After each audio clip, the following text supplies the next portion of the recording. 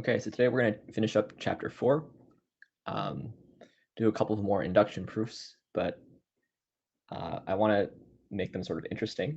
So we'll talk a little bit more about graph theory and we'll prove some interesting graph theoretic results, just because it's a cool thing, a good place to use induction. Okay, so let's just recall from a few lectures ago the definition of a graph. So recall that a graph is just a collection of vertices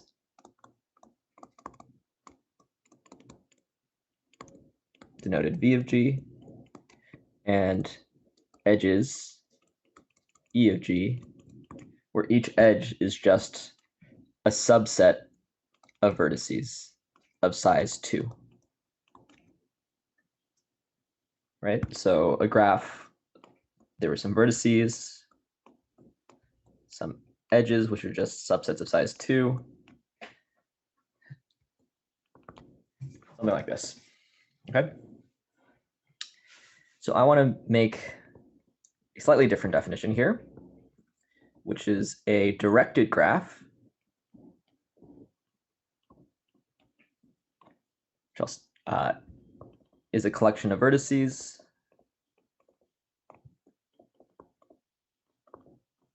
and directed edges.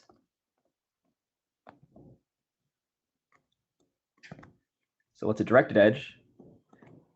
A directed edge is an ordered pair of distinct vertices.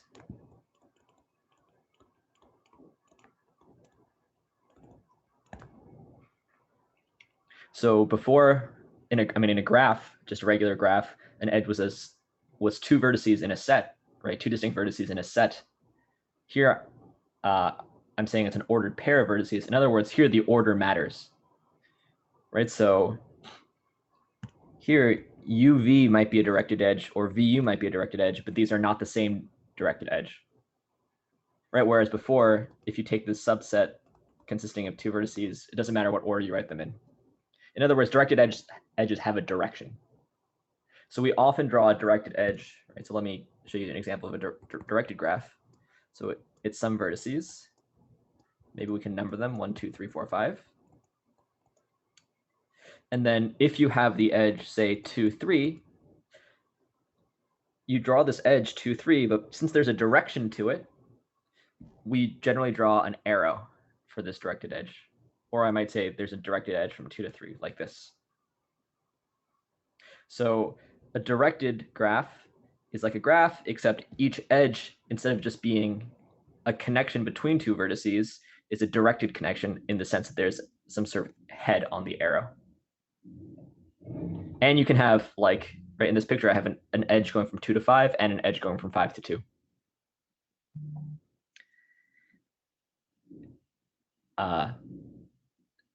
Now, we said that you can study graphs just for mathematical interest, or there's like lots of reasons why you might want to study graphs in the real world. Right? So I talked about the Facebook graph, where you take all the users on Facebook, make each one of them a vertex, and then you connect them with an edge if they're friends. And a graph was a good tool for that because if I'm friends with you, then you are friends with me. Right? There's no directionality to that relationship between the vertices. But lots of real life applications, you don't want just a graph. You have more information than that because there's some direction between the edges. So for example, if you learn about Google PageRank, right, or how Google like revolutionized search engines, what you can do is you can represent the internet, say, where each vertex is a web page, and you draw an arrow from one vertex to another if that web page links to the other web page, right? So links have a directionality to them, and so you can represent that with a directed graph. Or maybe if you're studying like the network of United Airlines routes in the United States, right? You make each airport a vertex, and you draw an edge from one vertex to another if United runs a flight from that airport to the other airport. There's naturally a direction there. So you don't just care that these two are connected, but you also care about what direction the flight goes in. So right? Same thing if you're working for FedEx or something, right? Where you have these distribution hubs and you're running flights between them. So these are naturally very interesting objects as well. Both graphs and directed graphs have lots of applications. And we're going to today prove some results about directed graphs. But let me make one more definition, or maybe actually two more definitions. So a tournament, or tournament, depending on how you pronounce it, a tournament is a directed graph, first of all, such that for every pair of distinct vertices,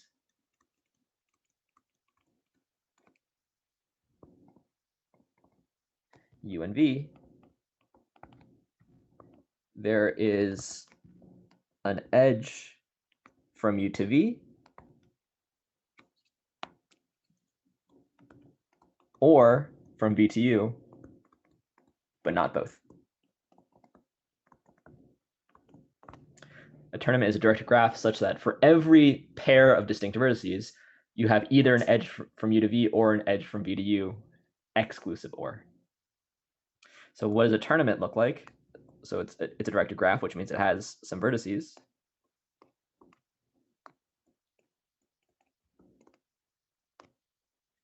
But now every single pair of vertices needs an edge between them in one direction, but not the other direction. So there has to be an edge between 1 and 2, but maybe it goes from 1 to 2. Now there can't be an edge from 2 to 1 now, right? Because there needs to be exactly one edge between every pair of vertices.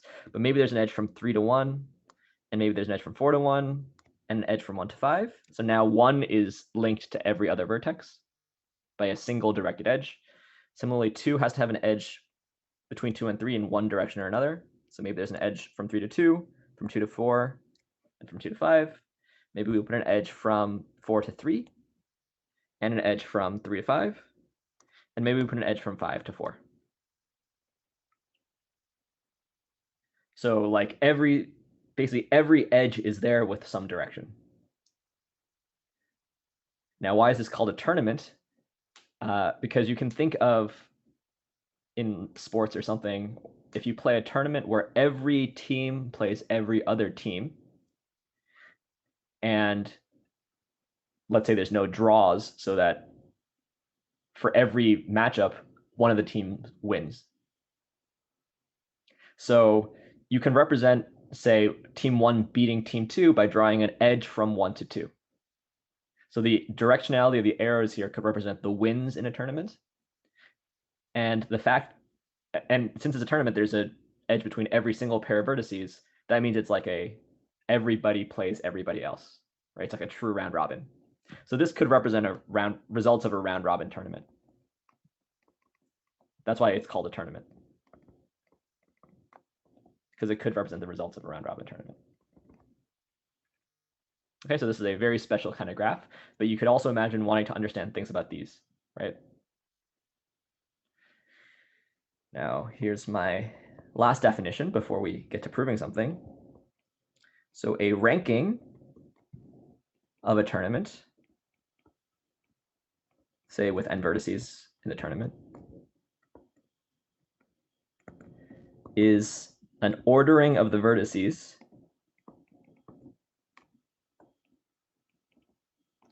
v1, v2, up through vn, such that there is an edge vi to vi plus 1 for all I between 1 and n minus 1.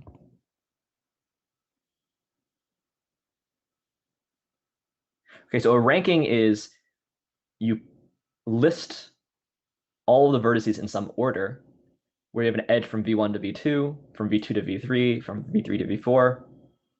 So this is called a ranking because if the tournament were actually representing the results of a round robin tournament, the ranking would say, oh, this team beat this team. So team v1 beat team v2, which beat team v3, which beat team v4, which beat team v5. So you'd have some sort of transitive ordering of all the teams in the tournament. Right? So in that sense, the first vertex that you list has some right to be called the top team in the tournament. So like, let's take a look at this fake tournament that I drew here. Can we find a ranking of this tournament? Sure, right? So there's an edge from 3 to 2, an edge from 2 to 5, an edge from 5 to 4, and an edge from 4 to 1. So like 3, 2, 5, 4, 1 is a ranking of that top tournament. Right? Where 3 is V1, 2 is V2, 5 is V3, 4 is V4, and 1 is V5. Right? So this is the ordering that we come up with so that that tournament has a ranking. Is that the only possible ranking of this tournament? Let's see. I think not, right? Because let me show you another one. There's an edge from 5 to 4, an edge from 4 to 1, an edge from, wait, that's not going to work. Let's see, which one did I see? Yeah, here we go. There's one just going from 1 to 5, from 5 to 4, from 4 to 3, and from 3 to 2. That's a ranking. So 1, 5, 4, 3, 2 is another ranking.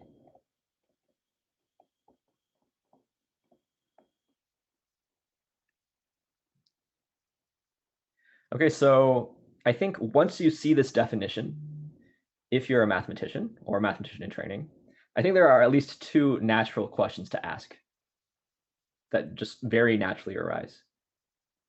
Okay, so if you had these questions in your mind when I introduce these definitions, that's good. It means you're beginning to think more like a mathematician. The first question is, does every tournament have a ranking? In this particular example that I drew, I found a ranking. So this tournament has a ranking, but is that always true? Or are there some tournaments where there is no ranking? Second, if every tournament does have a ranking, which we don't know if that's true or not yet, you could ask, is there only one ranking? And the answer to that question is clearly, in general, no, because I drew a tournament that has two different rankings, right? So maybe every tournament has a ranking, maybe not, but if a tournament has a ranking, it doesn't necessarily have to have a unique ranking. Okay, so if you follow like any kind of college sports, at least I know college football and college basketball, and you go on Reddit, at some point in this season, some fan posts like an example where every team beat every other team in the conference, and the point is that like that's actually pretty likely to happen,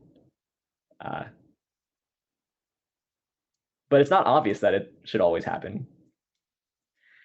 So the questions here. Oops. Question, does every tournament have a ranking? Or admit a ranking? And so far, our answer to this question is maybe, right? Because I found a tournament that has a ranking. I haven't found a tournament that doesn't have a ranking yet. And the second question would be, if so, is it unique? And the answer to this question is no, because I came up with a tournament just by sort of randomly drawing one that had more than one ranking. Okay, so if you were trying to understand this question as a mathematician, probably what you should do is you should draw a bunch of tournaments, maybe on a small number of vertices, and see if you can come up with one that doesn't have a ranking. Right? Because if you can draw one that doesn't have a ranking, that already gives you an answer to the first question, that it's no, this one doesn't admit a ranking, which maybe you could prove if it was small enough. Or maybe you could understand a fundamental obstruction, like some small example that if you have this sort of situation, you don't get a ranking. And that would be a nice result. But if you do this process, which I encourage you to do, you will realize that every time you draw one, it seems like it's possible to find a ranking, at least for small examples. Of course, if I gave you like 100 vertex tournament, to actually find a ranking might be very difficult. Right? Just because there's so many arrows. I guess there's 100 choose 2 arrows. So like 4,500 arrows or so, and 100 different teams, it would be hard to find a ranking. But if you kept on drawing small examples, you would realize, oh, I think maybe every tournament does have a ranking, in which case then you'd have to go to try to prove it. And then you have to try to figure out how to prove it. Luckily for you, I will prove it for you. Of course, you know, I'm going to want you to chime in as you watch at home. The theorem is that every tournament has a ranking. Okay, and I think that this theorem is highly non-obvious. Just from the definition, just from the definition, I don't think anything about the definition suggests that every tournament should have a ranking. You can imagine a real life situation where you have a bunch of teams that are all very evenly matched. They all win about 50% of their games.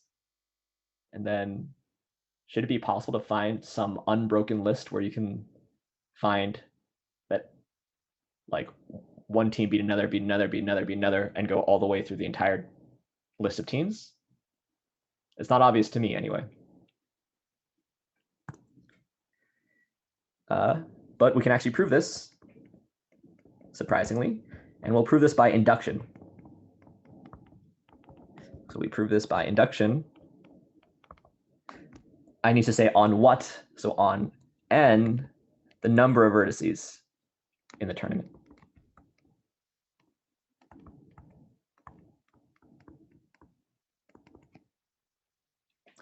Okay, so the base case is a 1 vertex tournament.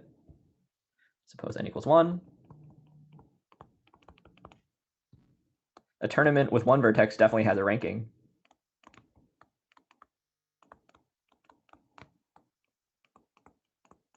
Just list the vertex.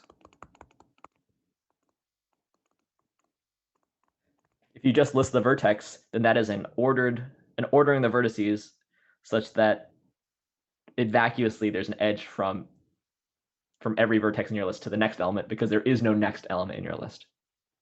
Right? So in a single vertex tournament, there's actually no edges, and so you can just list that vertex and then you're done. Okay, inductive step.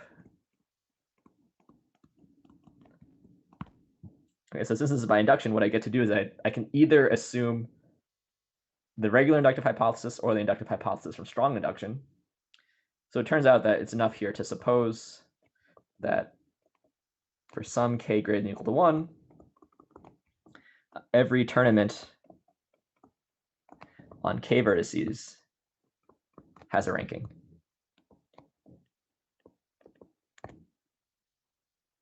Okay, now consider any tournament on k plus 1 vertices. I need to prove to you that it has a ranking.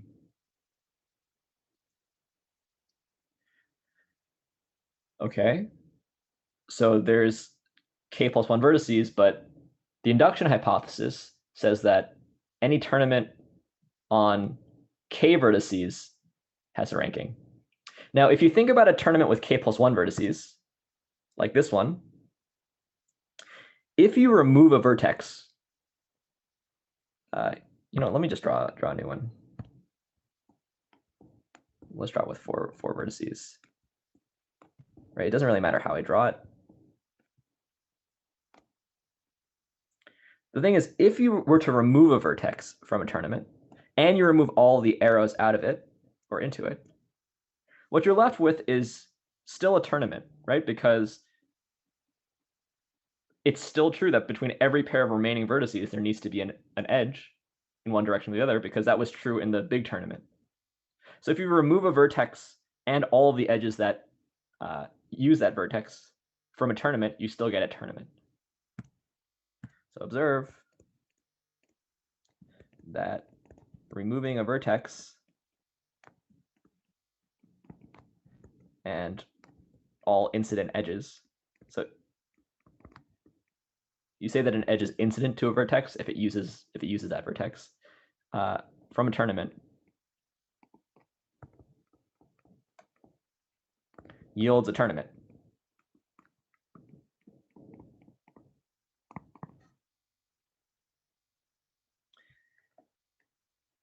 Why do I point this out? Because I want to use the inductive hypothesis.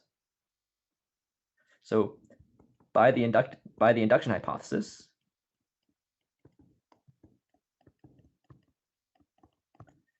if we remove the k plus first vertex, there's a ranking. There is a ranking of the first k vertices of this tournament.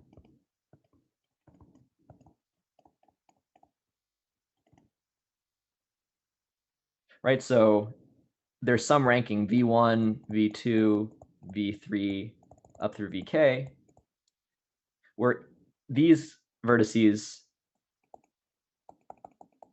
are the first k vertices in some order. I don't know the order, but I do know that there's some arrangement of these that says that this is a ranking. There's an edge from v1 to v2, from v2 to v3, etc. Now, the point is that this is almost a ranking of my whole tournament, right? All I'm missing is the vertex k plus 1. If I could insert the vertex k plus 1 in here somewhere, that would be good, because then I would have a ranking. Okay, and there's at least two very easy cases, right? The first easy case is if k plus 1 beat v1, whatever v1 is. If there's an edge from k plus 1 to v1, in that case, you just put k plus 1 at the front, and now you have a ranking of the whole tournament. Okay, the second easy case is if vk, there's an arrow from vk to k plus 1. In that case, you just stick it at the end, and you have a ranking. But it is possible that v1, there's an arrow from v1 to k plus 1, and there's an arrow from k plus 1 to vk, in which case you can't do either of these things. There is a possibility that like v1 beat k plus 1, but maybe k plus 1 beat v2. Well, if k plus 1 beat v2, then you actually still get a ranking, right? Because you go v1, k plus 1, v2. But there is a possibility where v2 will actually also beat k plus 1. But if k plus 1 beat v3, then you would still get a ranking, right? You go v1, v2, k plus 1, v3, and then the rest of the tournament. Okay, well, it's possible that v3 beat k plus 1, in which case maybe k plus 1 beat v4 or v5 or v6. On the other hand, if every one of these vertices beats k plus 1, then that means I can just stick k plus 1 at the end.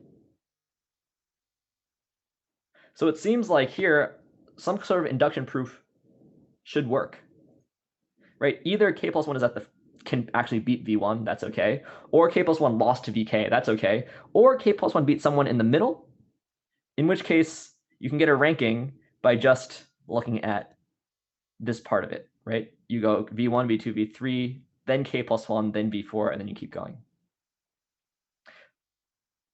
So I'm going to use this intuition to complete my inductive step. So there are three cases. So case 1, if there is an edge from k plus 1 to v1, then k plus 1 to v1 to v2 to vk is a ranking. So we're done.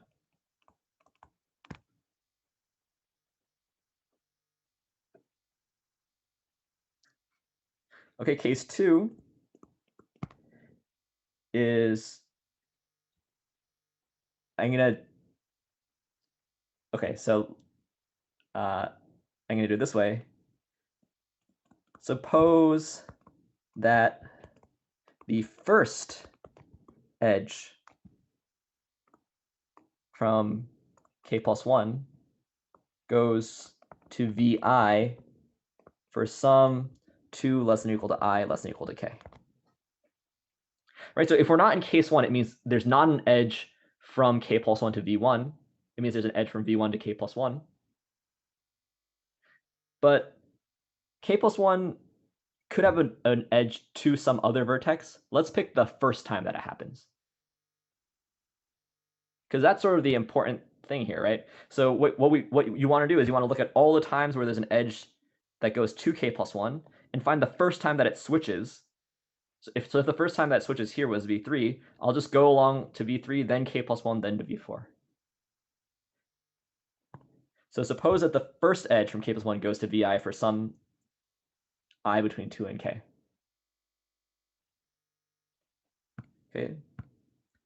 Then, since it's a tournament, this means there is an edge from vi minus 1 to k plus 1. Because the first edge from k plus 1 goes to vi. That means there's an edge from vi minus 1. Right, and an edge k plus 1 to vi. So v1, v2, vi minus 1, k plus 1, vi, vi plus 1, vk is a ranking.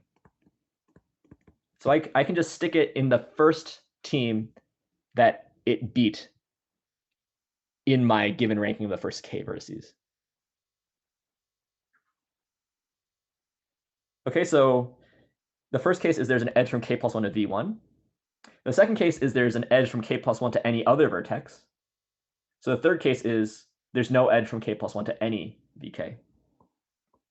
Case 3, there is no edge from k plus 1 to any of v1, v2, up to vk. But then since this is a tournament, then there's an edge. That means there's an edge from k plus 1, from vk to k plus 1, because there's not an edge from k plus 1 to vk. Hence, I can just stick it at the tail end. That was our other easy case.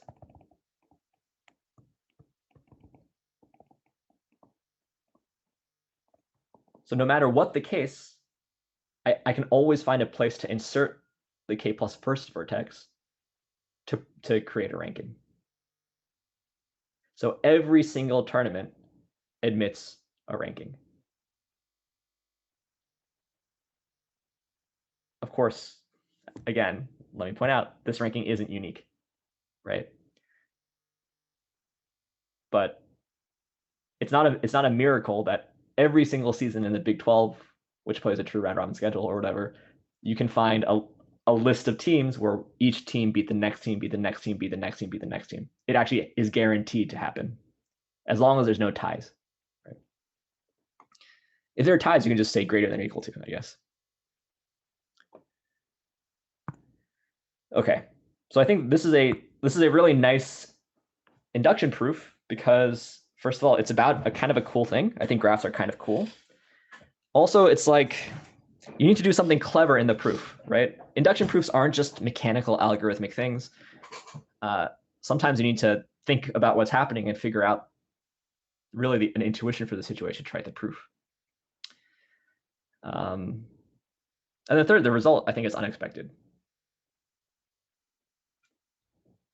Hopefully you're also finding these things interesting. If not, don't worry. Today is, starting next lecture, we won't be talking about graph theory. Let me make a final definition so that we can prove a final theorem for today. The definition, a monarch in a tournament is a vertex that can reach any other vertex in 2 steps or fewer.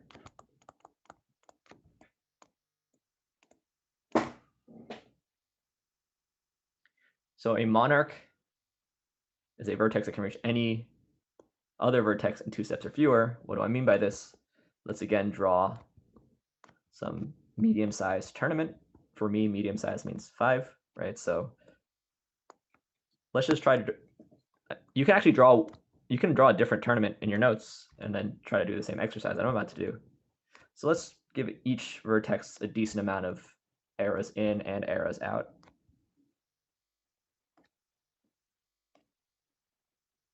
Something like this. So let's see if I can find a monarch here. So a monarch needs to be able to get anywhere in 2 steps or fewer. So let's think about number 1 here. Okay, 1 can get to 2 in 1 step. So that's okay. Yeah, from 2 in 1 step.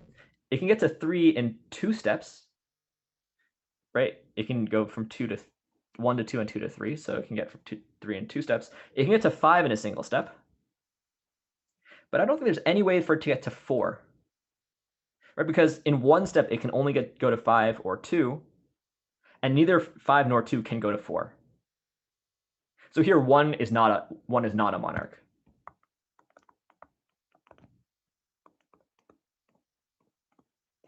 Because I can just list all the places that it can get to in 2 steps.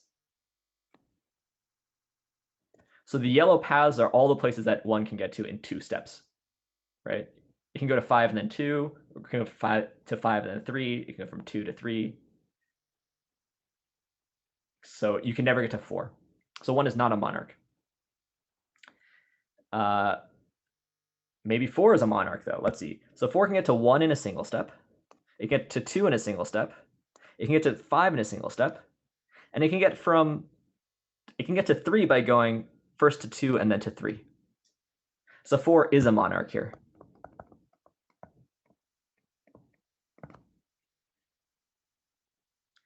Okay, so why is this thing called a monarch, right? So monarch means like a monarch is like a king or a queen. So if you think again as the arrows being that one team defeated another team, then a monarch is like, okay, for every single team in the tournament, either I beat that team or I beat a team that beat that team. So monarch has sort of a slightly stronger claim to being the best team, right? Or yeah, I'm the best. Now, think like a mathematician. What I've done is I found a tournament that has a monarch. Question, does every tournament have a monarch?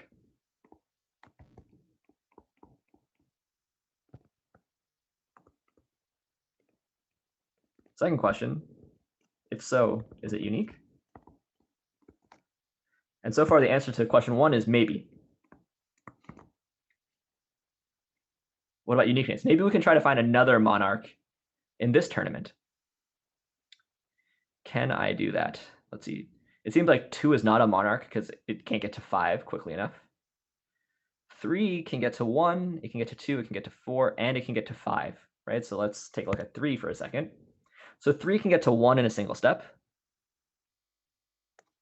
3 can get to 4 in a single step. But then 3 can get from 1 to 2, so 3 can get to 2 in a single step, or from 1 to 5, so it can get to 5 in a single step. So 3 is also a monarch. So the answer to this question is not in general, no. Because here 3 and 4 are both monarchs, so they could both claim that they're I'm one of the strongest teams in the tournament. I either beat, for every other team, I either beat them or I beat a team that directly beat them. I guess for completeness, is 5 a monarch? 5 cannot get, 5 probably is a monarch, because 5 can get to 3, and from 3 you can go to 4 or to 1, and 5 can also go to 2. So 5 is also a monarch. So there's at least 3 monarchs here. I think we said that 2 is not a monarch, because 2 can't get to 2 can't get to 5 fast enough. So 5 is, 2 is not, I think. If I'm wrong, put it in the comments down below. Okay. I'm going to answer this question. Does every tournament have a monarch? And the answer is yes. Every tournament has at least one monarch. Uh-oh. What's happening to Zoom? I hope this is still working. I don't want to have to record this again. Okay, every tournament has at least one monarch.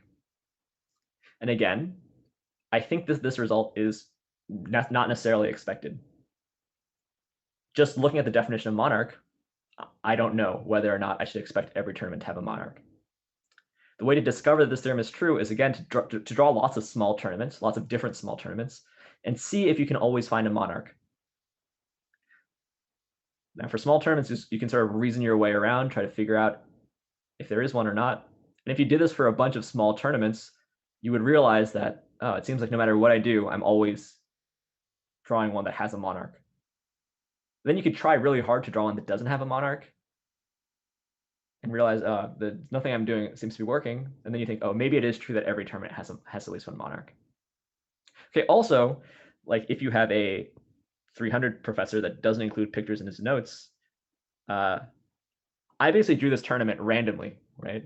I just made a random choice for every edge, and I didn't seem too worried about it, right? So since I didn't seem to worry about it, it suggests that no matter what I did, I can always do the rest of this lecture. So probably every tournament has at least one monarch. Okay, and again, this will illustrate the power of proof by induction. So we proceed by induction on the number of vertices n.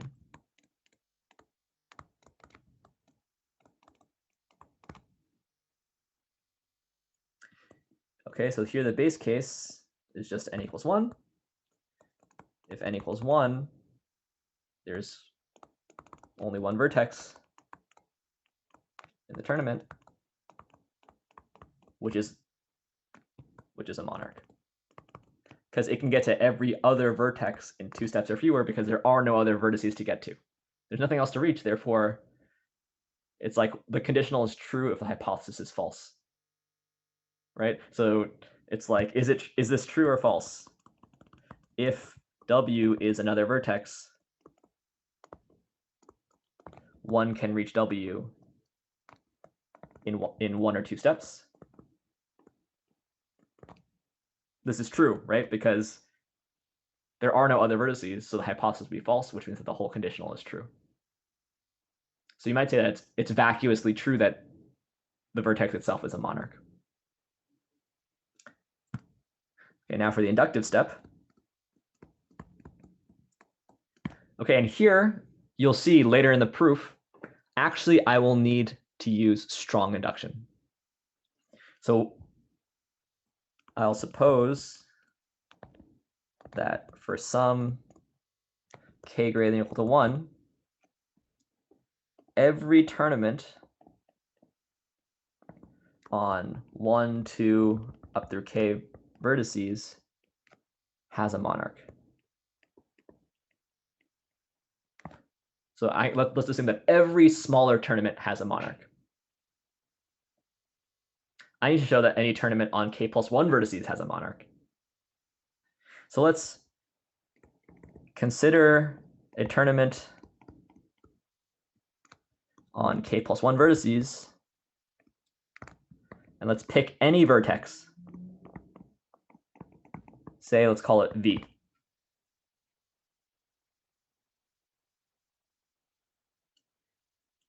Now, what I'm going to do is I'm going to consider 2 different sets.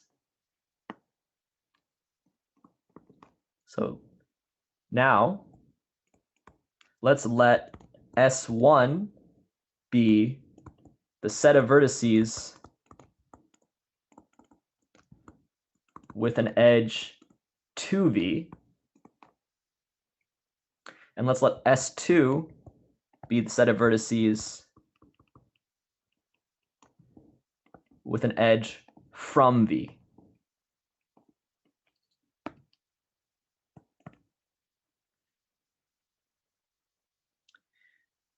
Okay, so every single vertex either has an edge to V or has an edge from V. So what have I done here, right? So I have some big tournament, bunch of vertices, who knows how many. And what I've done is I've just picked a single vertex V. And it doesn't matter which vertex I pick. Now, every single vertex in the tournament either has an edge to V or from V. So what I'm doing is I'm taking all the ones that have an edge to V, and I'm collecting them in one set. So I've drawn them all on the left-hand side of this picture. And all of the vertices that have an edge from V, whoops, do that one twice. and I'm lumping them together in this other set, calling this set S1 and this set S2. Okay, of course, there's a bunch of edges within these sets, right? Because there needs to be an edge amongst every pair of vertices in here, and there's a bunch of edges in here. And also there's a bunch of edges between these two sets, right? But let's just only draw it like this. There's of course a bunch more edges that I haven't drawn. But what I've done is I've just separated them into two sets, one of which has edges to V and the other of which has edges from V. And that's all of the vertices in the tournament. Now I'm looking for a monarch. I'm looking for a monarch. Okay, well, there's at least one really easy case, which is if V beats every other team, then V is a monarch. So there are two cases. So case one is if V beats every other team. In other words, if S1 is empty. If S1 is empty, that means every other team in the tournament is in S2. And so there's an arrow from V to every other vertex. That means that V is a monarch. Then S2 contains every other vertex. So V can reach every vertex in one step.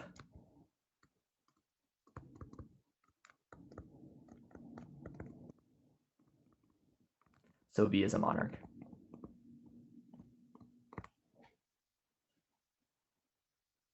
Okay, so case two is that S1 is not empty. That means there's some team that beats V. Okay, if there's some team that beats V, it's possible that V is still a monarch, right? Because V beats every team in S2, and then maybe from every team in S2, you can somehow beat every team in S1, in which case you could get from V to S1 in 2 steps always. But V might not be a monarch, right? Maybe every team in S1 beats every other team in S2. That's possible, right? But if S1 is not empty, then it's a smaller tournament, right? S1 has between 1 and k vertices.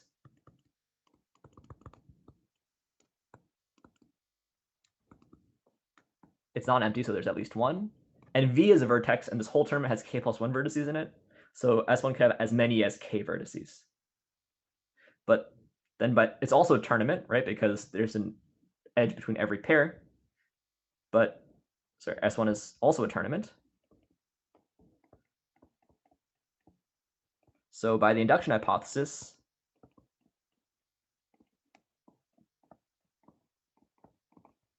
S1 has a monarch. Say W.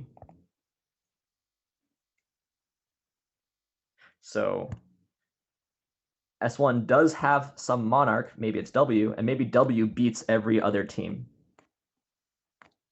Or can get to every other team in 2 steps. Now, who's my candidate for monarch of the whole tournament? It's got to be W. Okay, so W can reach every team in S1 in 2 steps or fewer. But also it can reach V in 1 step because there's an edge from W to V. And there's an edge from V to every vertex in S2. Which means that W can reach every team in S2 in 2 steps. First go to V and then go directly to any other vertex in S2.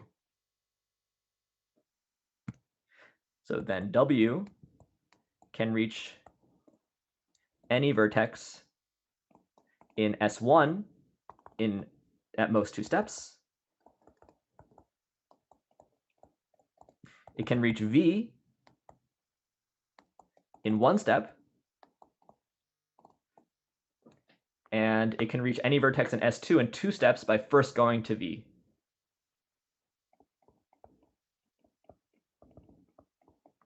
In at most 2 steps, right, by going through V.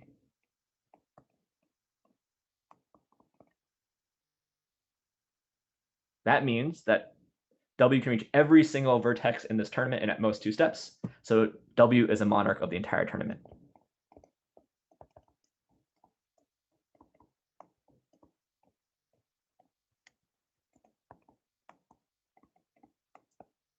Which means that every tournament on K+1 vertices admits a monarch.